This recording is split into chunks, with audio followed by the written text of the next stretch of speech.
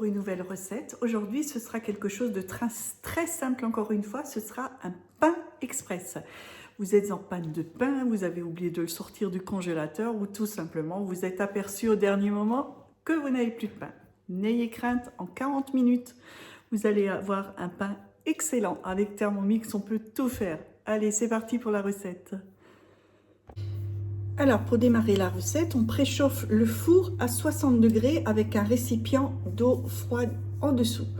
Pour commencer la recette, on va mettre dans le bol l'eau, les 260 g d'eau, les 15 g de levure boulangère fraîche ou 2 cuillerées à café de levure sèche. Donc moi j'ai de la levure fraîche, 15 g de sucre en poudre.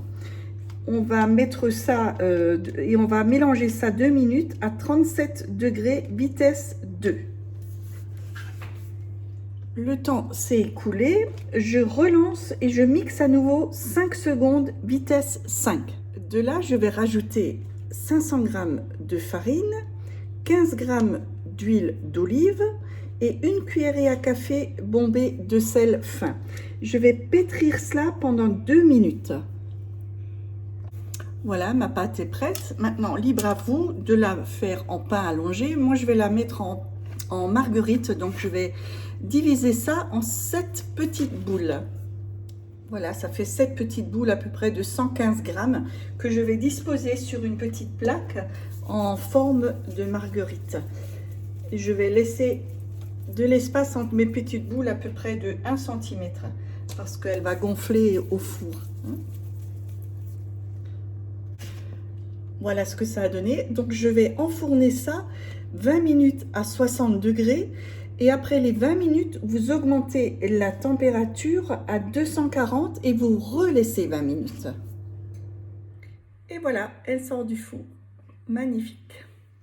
Et voilà, c'est terminé pour aujourd'hui. Vous avez vu, c'est quelque chose de très simple. Moi, je l'ai fait en marguerite. Vous pouvez le faire en individuel, des petites boules individuelles ou simplement en pain allongé.